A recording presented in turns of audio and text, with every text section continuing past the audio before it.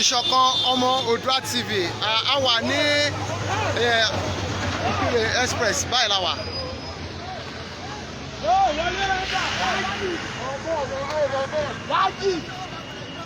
Ó ń dáná.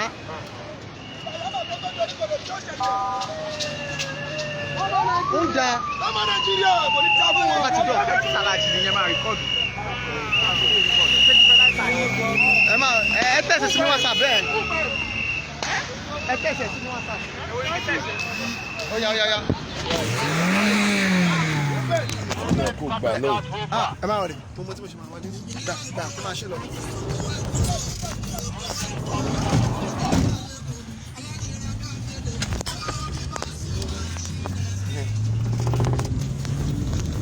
Ìṣọ̀kan ọmọ Oòduà TV.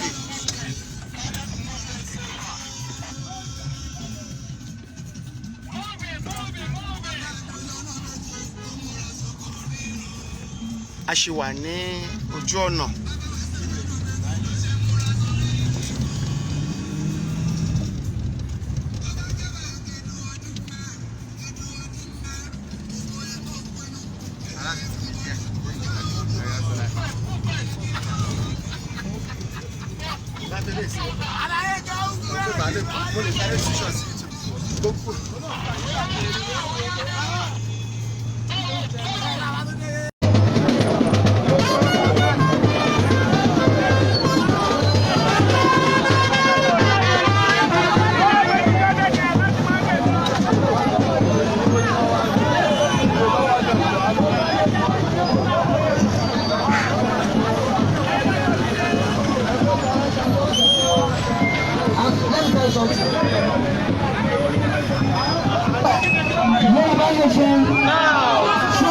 Gbogbo tí a ń gbìyànjú láti ṣe pẹ̀lẹ́ ó lákọ̀ ṣé yí àwọn ọlọ́kà rẹ̀ òjìye àwọn ẹsẹ̀ ń jà gidijagan ọlọ́pọlọ pípẹ́ ni wá olóye ni wá bíìsì ni àyín bàbá wa ẹ máa ń pòwe kan ẹni ojúlàgbà máa ń yá àwọn tí ò ṣe tiwa lónìí wọ́n padà ṣe tiwa. Lọ́kìrìkì ìdánilójú gómìnà wa ní Oyètọ́lá bàbá wa èsì ákì Oyètọ́lá nípínlẹ̀ Ọ̀ṣun kò lè lọ jẹ gómìnà ní Kánò. Àwọn ọmọ Yorùbá yìí náà ni ìta bá sì fẹ́ yóò bọ̀wọ̀ fẹ́. Gbogbo àwọn ọlọ́pàá tẹ̀lé tó dúró yìí àwọn ìgbàlá àwọn bàbá wa ni ìta bá fẹ́ inú wọn bọ̀wọ̀ fẹ́. So àgbẹ̀wọ̀jà àwọn ọlọ́wọ́jà dòbò ẹsẹ̀ wo irinṣẹ́ yóò ní dojú ìgbà kan yóò Yorùbá nation no going back. Gbogbo ọmọ káwọn òjìye ọjọ́ ká dúró dédé bàbá wa ti Sunday Adéyẹmọ Ìgbòho Òòṣà mákì àṣọlá ìfọlẹ̀ àpìsá ọmọ aládìgú ọmọ ẹlẹ́dẹ̀ẹ́lẹ́dẹ̀ aláàbò Adéyẹmọ ìlànà fọláàfin bàbá wa náà ti bọ̀ ẹgbẹ́ ìṣe gbèsè bàbá Sunday Ìgbòho Òòṣà.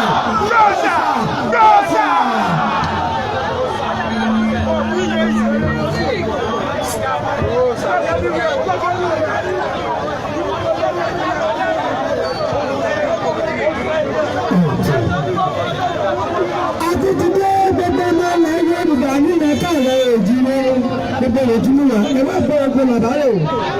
Láti gba ìwáṣẹ̀ nìyẹn tí ìyá ọlọ́tọ̀ọ́lọ́ bàbá wa áwà nílẹ̀ Yorùbá ọmọ èdè tó dáyà o. Ọmọ Yorùbá lè ní ìlú ìṣọmọ Nàìjíríà. Ọmọ Yorùbá tó bá dáyà lójúkọ́jú yóò sókè pẹ́lẹ́pẹ́lẹ́ gbẹdẹgbẹdẹ nípa ọmọ Yorùbá. Ẹ jẹ́ pariwo ìṣọ̀kan Oòduà. Ìṣọ̀kan Oòduà ẹ̀ẹ́dì tó gbẹ̀yà náà ní láti ní ọ̀fẹ́ láti sẹ̀rẹ̀ bàbá tó bàbá lára ni. Ààrẹ ni olùkọ́dọ̀yà. Akí bàbá wa sẹ́kùrù bàbá wa gbẹ́dẹ́ ìṣẹ̀ gbogbo wọn láti bàbá wa nílẹ̀ Yorùbá ọmọ ìdìbò báyà. Ilẹ̀ Yorùbá ẹ̀ ní bàjẹ́ ẹ̀yẹ mọ́sàdúrù gbogbo ẹ̀yìn mọ́tò láti ẹ̀gbẹ́ ìbílẹ̀ Ògùn tó ìbádọ́gùdà ẹ̀yẹ ìbílẹ̀ Ọ̀ṣun láti bẹ́lẹ̀ ẹ̀fẹ̀ táwọn àgbàgbọ́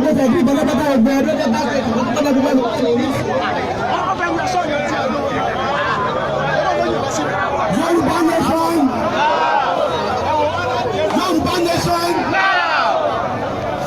Yorùbá nation. Yorùbá nation. Oòduà Republic. Oòduà Republic. Afẹ́kọ̀ orílẹ̀-èdè Yorùbá. Orí ògo Oòduà. Orí ògo Oòduà. Freedom Park. Àwọn lọ Freedom Park báyìí. Bàbá ti kọ́ ń tẹ̀ wọ́n tán. Àwọn lọ Freedom Park. Àwọn tẹ̀ wọ́n lọ sí àyè. Àwọn lọ wù lẹ́wà.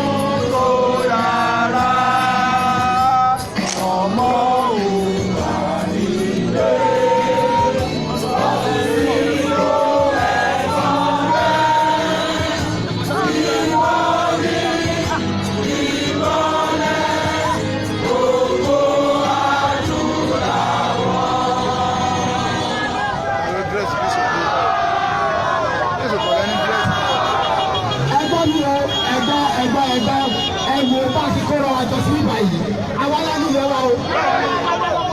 Kò sí ní nìkan tó lè yìí wá ní. Ṣùgbọ́n ẹ̀gbọ́n ẹ̀wò bí àbọ̀ ọlọ́pàá já o. Ọlọ́pàá ti wá lọ ọlọ́pàá jẹ́ o. Ọlọ́pàá Yorùbá gbogbo tí wọ́n bẹ̀ tí wá níwọ̀n o.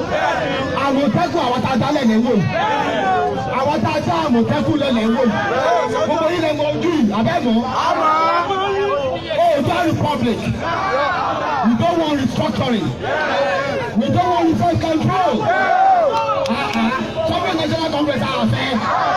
Aláàfẹ́ gbalẹ̀ wà sínú Nàìjíríà mọ́. Kí Nàìjíríà bí Nàìjíríà kì í sùn. Referendum now. Yorùbá nation now. Àwọn olùṣèlú tó ń ṣòṣèlú. Sẹ́lárí bí wọ́n ti ṣe Congress pósítà kìíní ẹ̀yà dànù. Àṣẹ ìdájọ́. Ìjọba ẹ̀yà pósítà wọn dànù. Ìdíkíbi tẹ́ bá ti rí pósítà wọn ẹ̀yà dànù. Oòduà Republic afẹ́ yọ dàpọ̀. Àfẹ́ ìlọsọ̀lọ̀ òṣèlú tó bá ń ronú election tó ń ronú kókè lọ dìbò ẹni kò lọ tàbá yẹn ni o. Ẹni kò lọ tàbá yẹn ni o. Ifá ti sọ fún wa pé Oòduà nation ni àwọn Christian Yorùbá wọ́n ní Oòduà nation ni kí ló tún kù gbogbo wa Yorùbá nation ni àwọn lọ sínú Freedom Park sí káwájú wọ Freedom Park àwa àṣẹ gbogbo àwọn ẹ̀rọ pátápátá àwọn bàbá gbogbo Olympic àwọn tá represent bàbá Akíntọ́lé àwọn adarí rí àwọn tó represent àwọn Sunday Igboho ó wà méjì wá àwọn tó represent Gani Adams ó wà méjì wá gbogbo wa wà mí Yorùbá ti ti tán Yorùbá ò sí ní màgà yẹlẹ mọ́ Yorùbá nation Yorùbá nation Oòduà Republic No going back. Freedom Park. Yes. Forward.